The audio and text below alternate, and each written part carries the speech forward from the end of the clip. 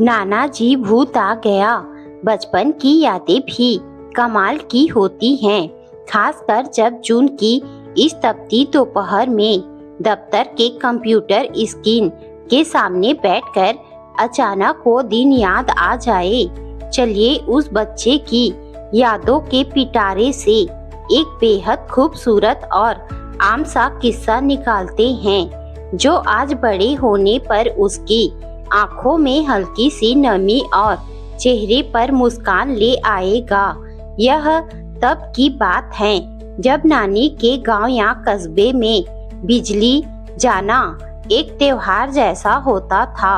रोज रात को 8 बजते ही बत्ती गुल हो जाती थी, लेकिन उस बच्चे के लिए वह आफत नहीं बल्कि एक जादुई वक्त की शुरुआत होती थी। एक रात ऐसे ही उमस भरी गर्मी थी और बिजली चली गई। मामा और नाना जी ने मिलकर छत पर चारपाइयाँ बिछाई।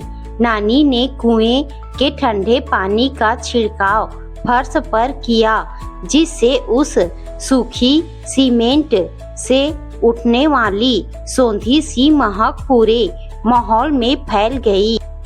वह महक आज भी उस बच्चे के जहन में बसी है। छत पर लेटने से पहले का एक और नियम था, नानी से मिलने वाली आम की फांके। दोपहर में जो आम कुएं के ठंडे पानी में भिगो कर रखे जाते थे, उन्हें काटकर नानी सबको बांटती थी। आम का वो मीठा रस कोहनियों से बहता था और बच्चा अपनी सूती टी शर्ट के दामन से ही मुंह पोंछ लेता था, जिस पर नानी हमेशा प्यार से डांटती थी। सब लोग छत पर लेटे थे। आसमान में इतने तारे थे जितने आज के शहरों में कभी दिखते ही नहीं। ऐसा लगता था मानो किसी ने काले मखमली कपड़े पर ढेर सारे चमकीले मोती बिखेर दिए हो। बच्चा नाना जी के पेट पर सिर रख कर लेटा था और जिद कर रहा था, नाना जी कोई भूत वाली कहानी सुनाओ ना। नाना जी अपनी भारी आवाज में खैनी थूकते हुए बोले, अरे हमारे पीपल वाले खेत पर एक चुड़ैल रहती थी जिसके पैर उल्टे थे। बच्चा डर के मारे नाना जी के और करीब खिसक गया। तभी नानी रसोई से हाथ में लालटेन लेकर ऊपर आई और नाना जी को टोकते हुए बोली, क्यों बच्चे को डरा रहे हो? रात को सोएगा नहीं। फिर कहानी चल ही रही थी कि अचानक छत के कोने में रखे पुराने बक्से के पीछे से एक सरसराहट की आवाज हुई। बच्चा चीख पड़ा, नाना जी भूत आ गया। उसने डर के मारे अपने दोनों हाथ नाना जी के गले में डाल दिए और आंखें बंद कर ली। पूरे घर में खलबली मच गई। मामा हाथ में लाठी लेकर भागे। नाना जी ने तुरंत लालटेन उठाई और उस कोने की तरफ बढ़े। बच्चे का दिल इतनी जोर से धड़क रहा था मानो छाती से बाहर आ जाएगा। जब नाना जी ने बक्से के पीछे लालटेन की रोशनी की तो वहाँ कोई भूत नहीं था।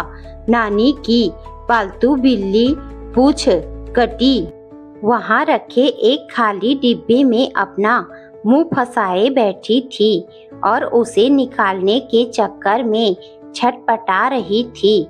यह देखते ही नाना जी जोर से हंस पड़े। मामा ने लाठी टिका दी और नानी हंसते हंसते लोटपोट हो गई। बच्चे की जान में जान आई, लेकिन उसकी इस बहादुरी पर सबने उसे खूब चिढ़ाया।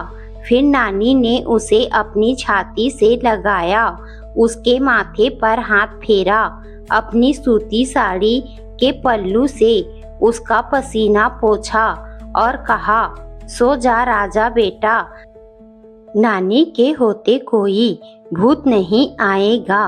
उस रात आसमान के नीचे ठंडी हवा के झोंकों के बीच नाना जी के खर्राटों की लोरी सुनते हुए वह बच्चा कब सो गया उसे पता ही नहीं चला।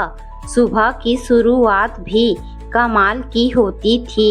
अगली सुबह जब चिड़ियों की चहचहाहट से आँख खुलती तो सामने नीम के पेड़ों के बीच से उगता हुआ लाल सूरज दिखाई देता था।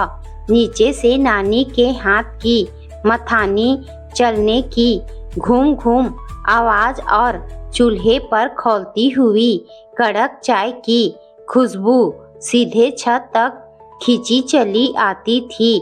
बासी रोटियों पर ताजा सफेद मक्खन और गुड़ रख कर खाना उस बच्चे का सबसे पसंदीदा नाश्ता था।